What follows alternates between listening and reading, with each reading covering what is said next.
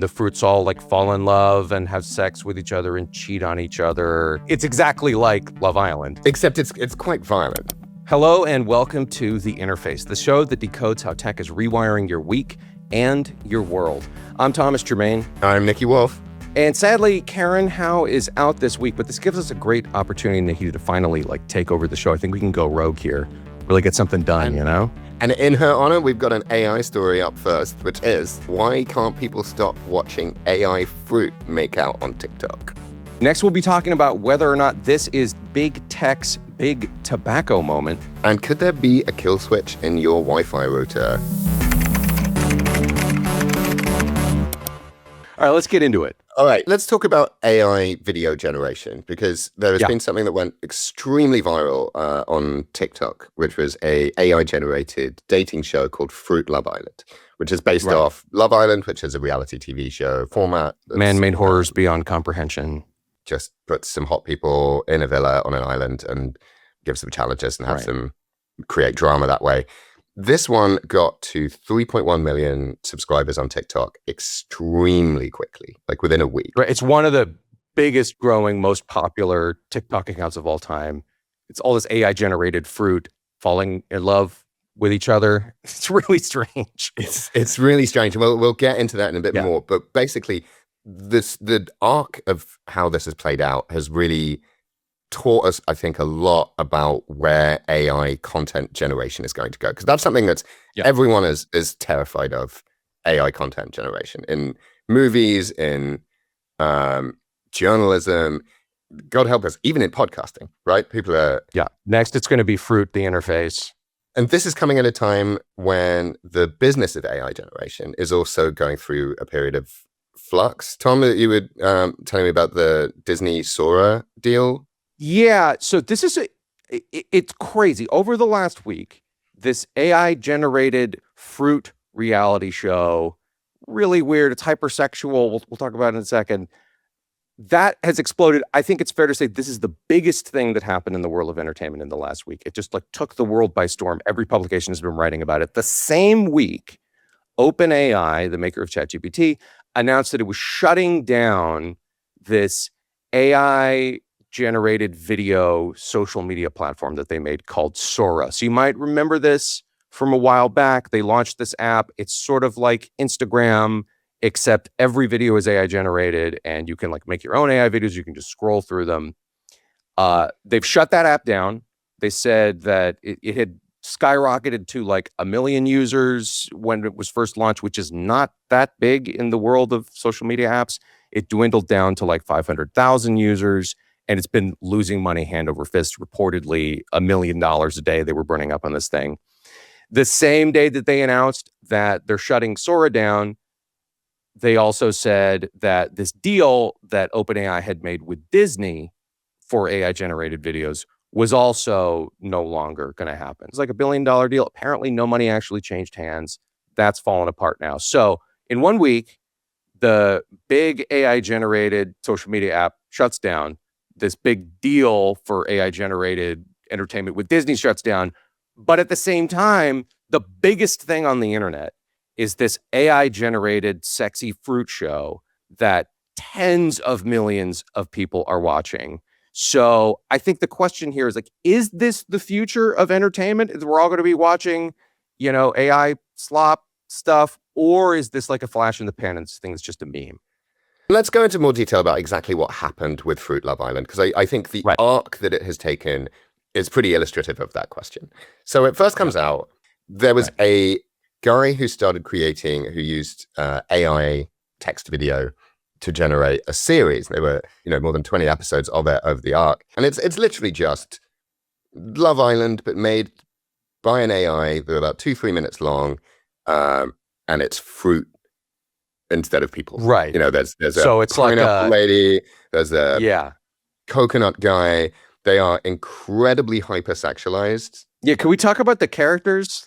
They have crazy names. Or this Benanito is one of the big guys. Strawberry, and it's a very hot body, a woman or a man, and then their head is shaped like whatever fruit they are, and then the fruits all like fall in love and have sex with each other and cheat on each other. It's very like it's exactly like Love Island. Except it's quite violent. There's bits of More violent than the real thing. It's more violent than Love Island. The two of them will make out, and then one of them will get angry, and then quite viciously punch them. It's violent. It's weird. It's really strange. It's one of those things that starts off feeling harmless, and then the more you watch it, the more it starts to kind of burrow into your brain, and you're like, eh. Yeah, see, that was not my reaction. The first time I saw it, I was freaking out. I was like, what has happened to us? What has our world become? Yeah. If you're used to AI slop, it's just more of that, right? You know what this kind of thing looks like. After it started to go hugely viral, the biggest watched episode got 38 million views, and it sparked off a fascinating conversation about the misogyny of its tropes. Some of it from the show itself, and some of it from copycat shows. It's funny to be a copycat of a copycat. Right. So just people who are making their own version of this because it's just AI. Anyone can do it. And some of those go very deeply into sex and violence and misogyny and all kinds of things like that. And it sparked this immediate kind of meta conversation about the kind of content that is being put in front of our eyeballs. Because on algorithmic social media, you watch maybe a few episodes of the main Fruit Love Island, then the algorithm takes you through into the darker kind of places, and you don't really have any control over that, right? And the visuals of it evoke, Disney, Pixar, and even cartoons for even younger kids.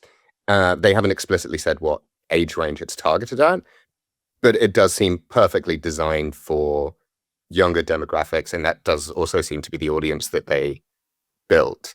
And that's what makes it so jarring when weird sexual references and violence are brought in. Right. I mean, the problem here could be, Nicky, that we're just too old. Is that why we don't get it? Like maybe if we were, in our 20s, we'd be, jumping up and down. We love Fruit Love Island. I don't know. I kind of have a hard time believing that, but maybe we're just curmudgeons. If you're a parent, I think there is good reason to be worried about both where this content goes and where the algorithm might take them next. Yeah, I mean, also, like, just for a second to think about, imagine we've got like a caveman transported, or even not a caveman, like my grandpa, right, comes back to life and listens in on our conversation, like some of the weirdest words that have ever been strung together in human language. But, I heard a lot of people over the last week saying, like, here it is, right? We've been talking about how the future of entertainment is AI-generated junk. And this is it. People are loving it. It's exploding. This guy's probably making tons of money. But simultaneously, I think the conversation about how horrible Fruit Love Island is was as loud or louder than the people who were actually enjoying it. It's this really bizarre... Right. Within 1 week, this thing went huge, global, mega viral. The biggest thing in the world. And then crashed out. Right. People really objected to this concept.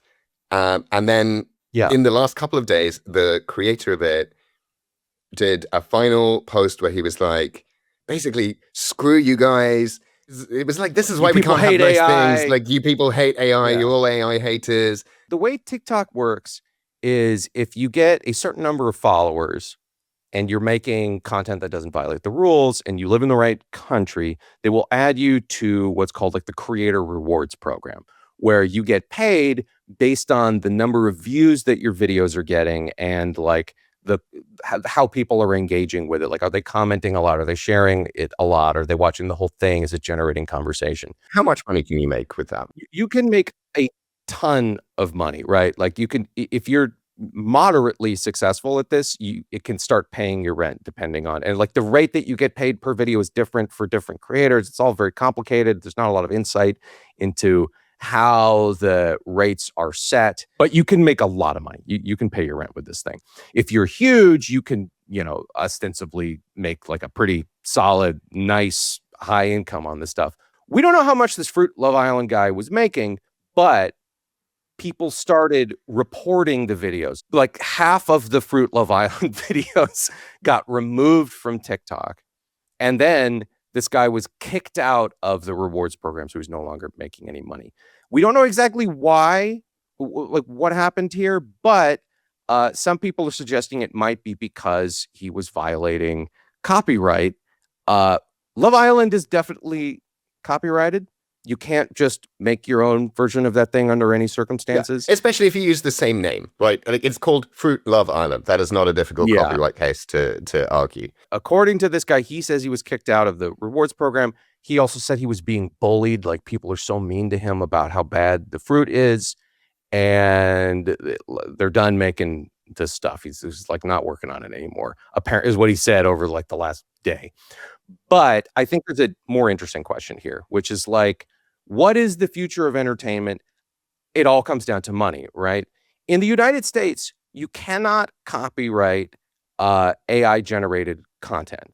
To get a copyright for something in the United States, the thing has to have been made, it has to have been authored by a human being. That's really interesting. The Supreme Court has decided, like in the last month, that if you use AI to make a thing, the AI created the work, not the human being, and therefore it is not copyrightable.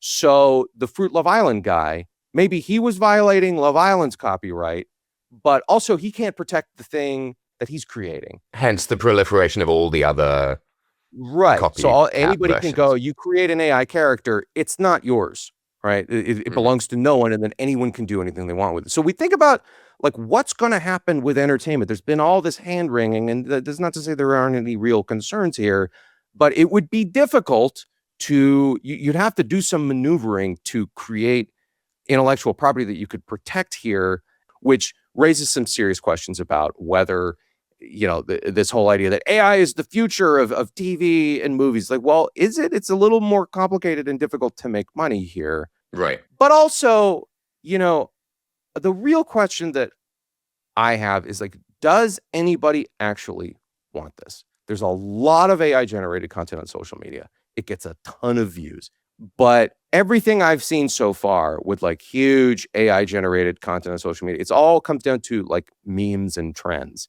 Is there something like long-term, like entertainment business here that is happening or is worth doing for the people who would put in the work to do it? I'm really not sure about that, but I don't know. What do you think? Here's where I found myself weirdly optimistic after having watched, several hours of Fruit reality TV. Is I'm a huge fan of reality TV, right? I think reality TV is its own art form. To hear that. I love it, and I will go to the war on defending reality TV as a medium. We've got both sides of the spectrum here. You love reality TV. You've probably picked up on this by now. There's no joy in my heart. I can't. There's nothing that I like. Nothing makes me happy. I cannot stand reality TV. It makes me want to die. And I watch Fruit Love Island, and to me, I'm like, it's almost like indistinguishable from the real thing. It's like, oh, there's this manufactured, like, here someone literally made it up, and there aren't even real people pretending to have this controversy. What is the difference? It simply. Let me give another example, right? We're basically at a technological point where, give or take, we can create 2 football teams of robots or a meaningful football game looking piece of content. But no one will want to watch it because that is not what people like sports for. That fundamentally misunderstands why people support a team, why people find sport important and engaging to watch. Even if it looks exactly the same, it's not going to be Man United v Chelsea. It's not going to be Green Bay Seahawks. You can apply this to any genre of human creation, right? We don't want to watch a fully AI generated movie. This promise of tell the AI what kind of content you want, and it will just provide it to you, and there will be no place for art or competition or sport or editing, just fundamentally misunderstands what people ultimately like art for. And what Fruit Love Island was doing was just at random jamming tropes together. Yeah. My prediction for what's going to happen, there are some people who aren't going to feel the way that you and I do. They're like, I just want to be entertained. I don't care what it is. I don't care who made it. And they'll just sit there and they'll watch it. To me, the question is, how is this going to split up the entertainment market? How many people will be satisfied with slop, and how many people will reject it and just want, the more traditional human authored, like you can feel the person behind the camera or whatever it is, style of media? It's hard to say, but I think what we've seen with Fruit Love Island is a world where at least some of us are going to be happy with just the junk. And how big is it going to get? Yeah. But ultimately, the, invention of fast food has not made restaurants obsolete. That's a great point. So maybe we're fine. Maybe there's nothing to worry about. I'm weirdly optimistic. I'm glad that there's some optimism left. And on that note, we should move on to another story that's making a lot of people especially in the tech press. Yeah. A lot of people who are interested in the power of big tech companies. Here's the thing that's also making them kind of optimistic, right? Tom, do you want to just tell us a bit about what happened in the past week? Yeah, so we talked about this on an earlier episode, but last week a ruling came down in this big social media case where a woman sued Meta, the maker of Instagram and Facebook, Google, the owner of YouTube, and Snapchat and TikTok, saying that they had caused her severe mental health crises because the platforms were designed to be addictive. And the courts ruled in her favor. TikTok and Snapchat had settled before the trial started, but the courts found that indeed YouTube and Instagram and Facebook were designed to be addictive on purpose, that the companies knew that these apps were causing or could cause their users serious harm and chose not to do anything about that problem. And it has opened the door for what could be a brand new era of social media. Like, it's hard to say exactly how things are going to play out, but this could be the turning point, this trial. It could, in really dramatic ways, change how this business is going to operate in the future. Right. There's thousands of similar cases kind of queuing up behind this. And there could be tens of thousands more. Yeah. And this is the reason that this is so huge is that for a really long time, there has been this thing called Section 230, which we've talked about before. And what Section 230, which was a US law, is that it says that any online platform is not responsible for moderating every post that a user posts to it. Yeah, it's like if I post something horrible on social media that causes someone serious harm, or if I libel somebody or something like that, Section 230 says that as long as the platform where I posted it is doing its due diligence, they're not responsible for the stuff that I posted. I am. So what happened in this case is that the platform were responsible for the structure of the platform being addictive. And it was, some critics have said that this is sort of like an end run around Section 230 by saying that these platforms were causing harm simply by using things like infinite scroll, notifications that were designed by psychologists. And this is well known, the big platforms, especially Meta, had consultants where they designed it to keep you on the platform as much as possible. Now, defenders of this will say, yeah, that's what a platform does. Otherwise, what else are they supposed to do? Where is the line where they have to stop being good to use? And the platform's position in this case was that the woman who sued them was traumatized by stuff she saw on the platform, but that they, as Meta, weren't responsible for the content that traumatized them. There's a critic of this called Mike Masnick who wrote that if people only posted images of paint drying, wouldn't matter how much infinite scroll there is, it would not be as addictive a platform, that the content that people post on the platforms is the important thing that traumatizes people. It's a really interesting argument. So in these lawsuits, the lawyers who were representing the woman suing these companies wanted to bring up all of this like horrible content that she was exposed to.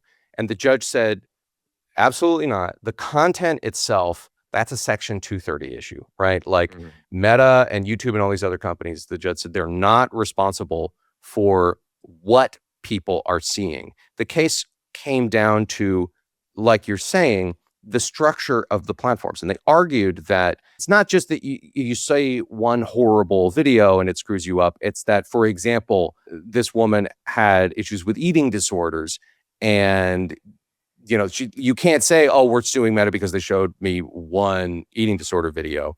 Instead, it's that it would feed you in this pipeline of eating disorder stuff. What Meta said is that teen mental health is profoundly complex and it can't be linked to a single app. And that is certainly true, right? Like, part of the ways that the social media companies defended themselves in this case is they said that this woman had all kinds of horrible things happening in her personal life, and that's why she was having all this trouble, which is that certainly contributed to it. But in case law, there's this legal theory called the eggshell plaintiff, right? The plaintiff being the person who's suing, where like, even if your product is safe for most people, if you encounter someone who is incredibly delicate and you cause them harm, you still caused them harm. So it's an interesting debate. I've heard a lot of people criticizing this whole thing, being like, social media is not addictive. We're removing all questions about personal responsibility here.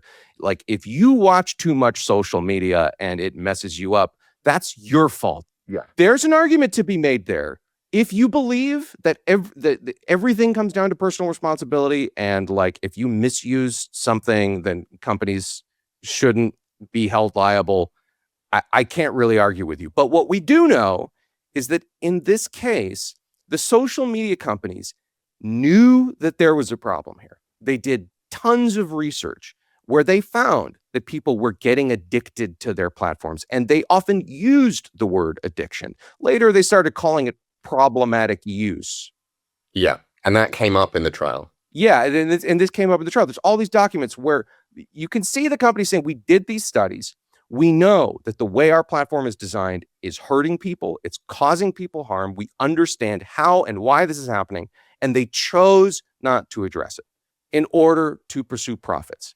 We could have a debate about where the responsibility lies, but this question of can you get addicted to a social media app is an interesting one. I know, Nicky, you've looked into this a lot. Yeah, this is what this case really turns on, is this concept of addiction. I studied neurology and did a course. One of the classes I took was specifically on the neurology of addiction.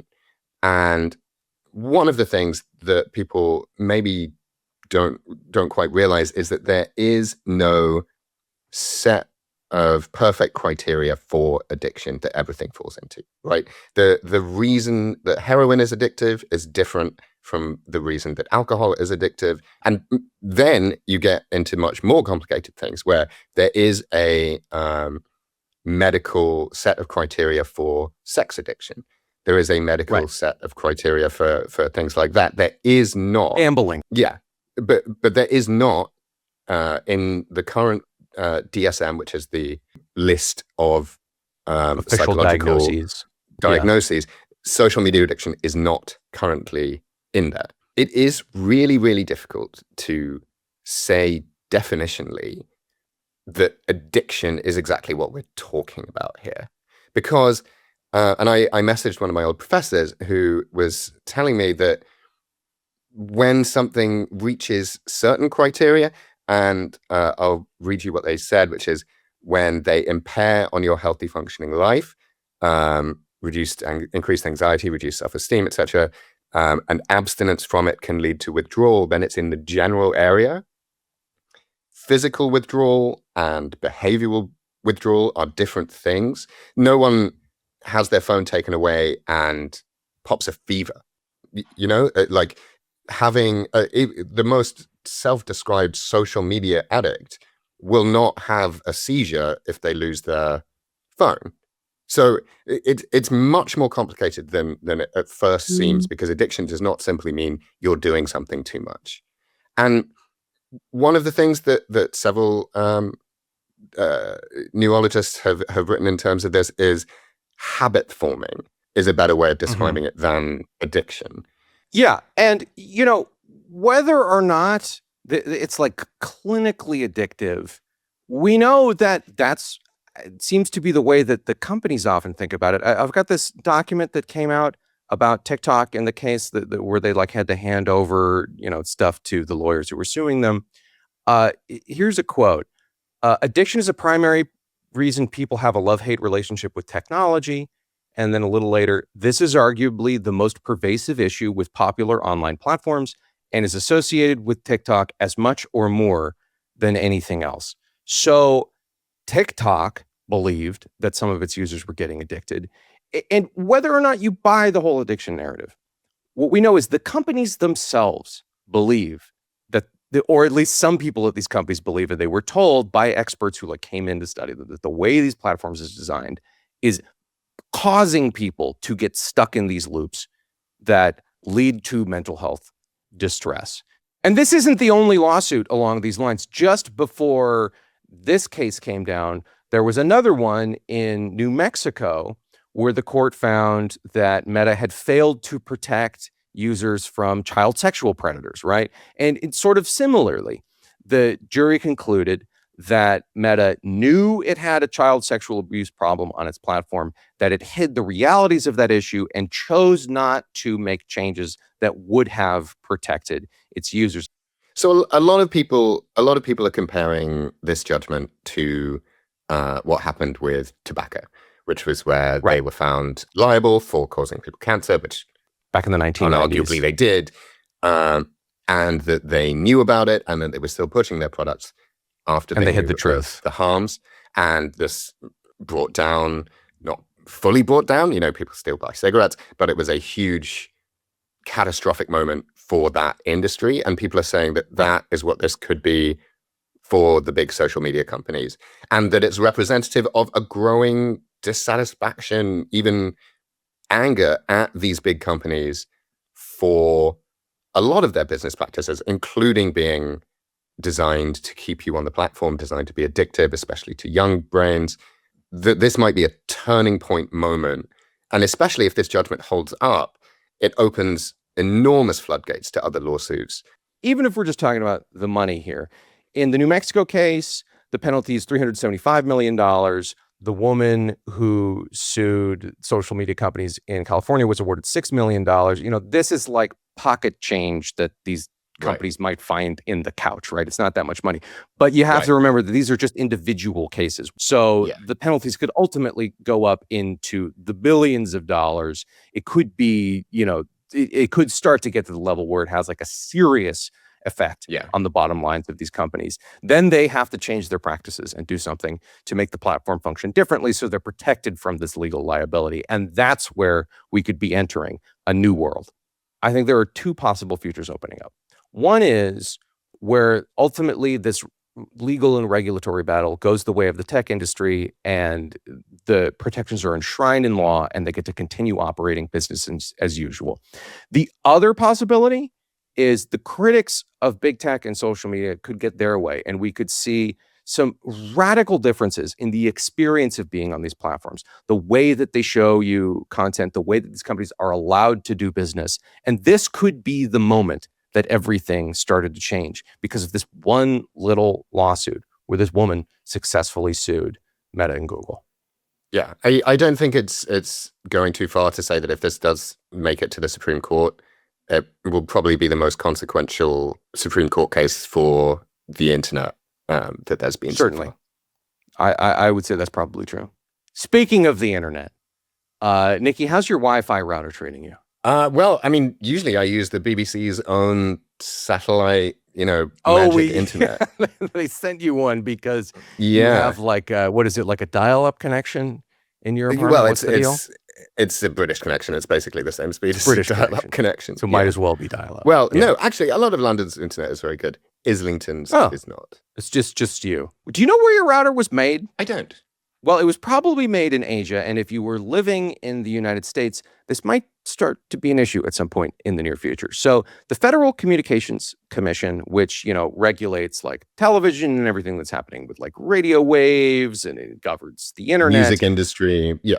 The FCC has just said that in the future, all routers made outside of the United States will be banned because of very serious security concerns, unless they get like special approval from the FCC. So the router you have right now, which was almost certainly made in Asia, no matter where you live, because you have it right now, you'll be fine. But the threat is that at some point in the future, you will not be permitted to buy a router made outside of the United States. I know probably people are like reaching for their phone to turn off the podcast because it sounds so dull, but there's actually some really wild stuff happening behind the scenes here.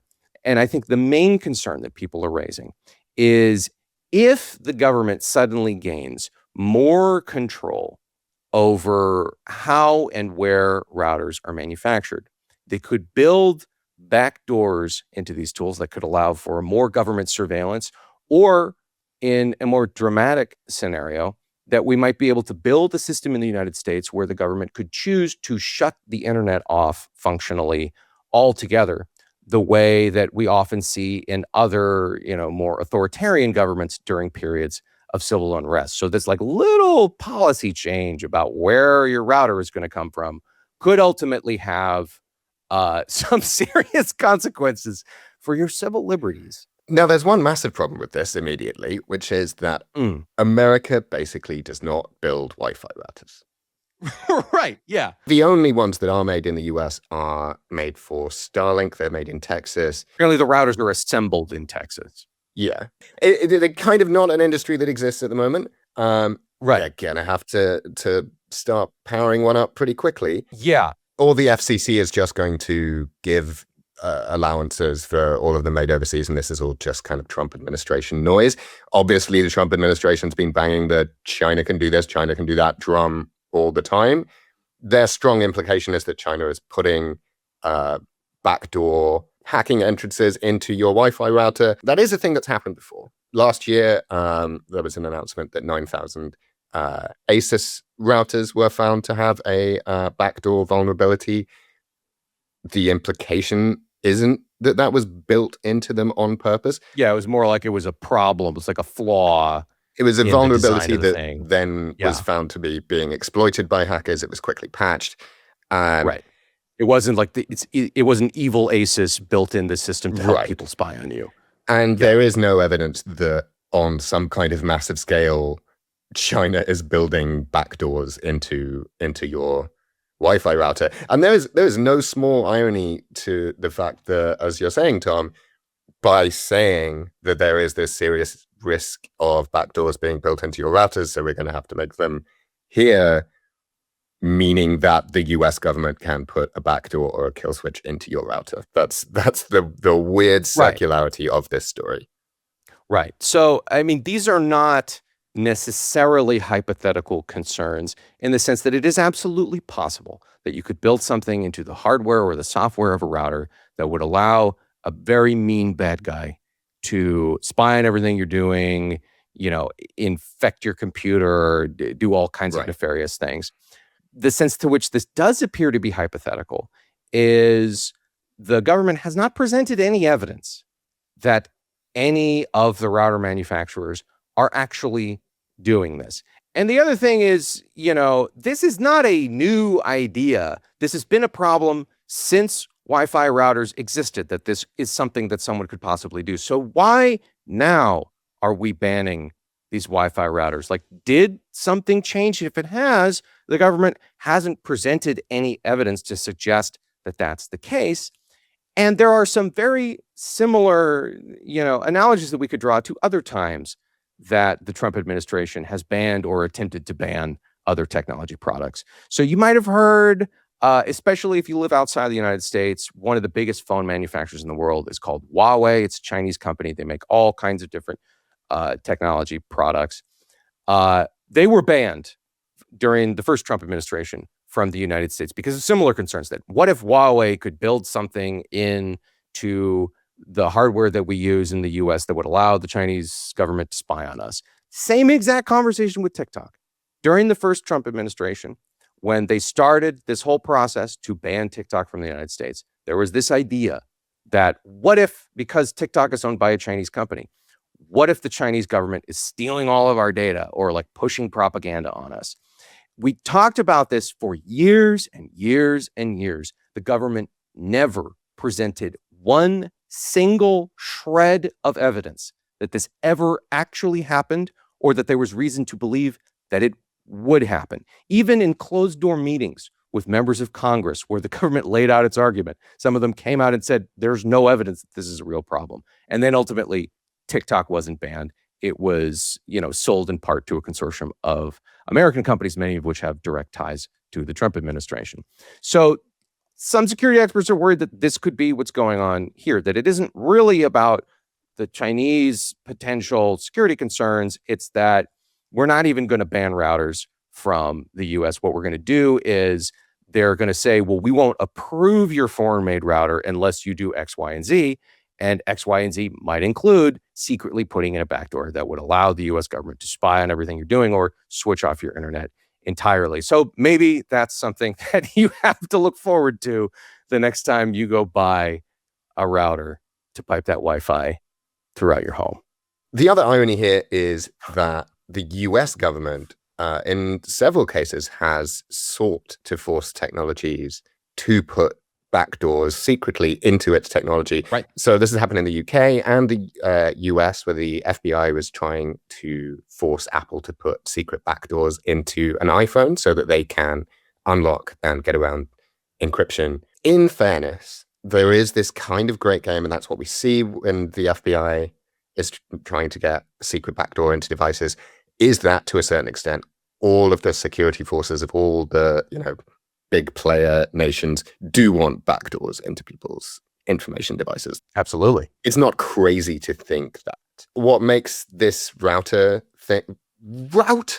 See, now you're saying it right. I like that. What makes this router thing a little silly is that no other government, British government, Canadian government, none of the other Five Eyes governments, none of the EU governments have in any way insinuated that there might be a Wi-Fi router problem specifically.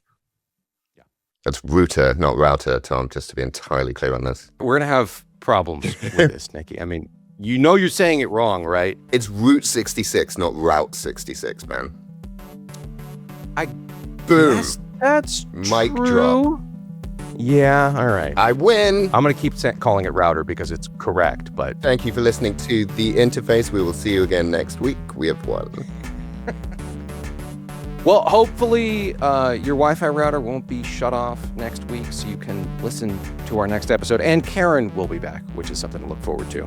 You can listen to The Interface on bbc.com or wherever you get your podcasts, or just reach down and click that little subscribe button right here, and then you can find us every single week. If you want to get in touch with us, you can email us at theinterface@bbc.com, or you can send us a message on WhatsApp. It's +44 333 207 2472. Or if you want to follow us on social media, which I definitely recommend, you can find links to all of our handles down there in the show notes.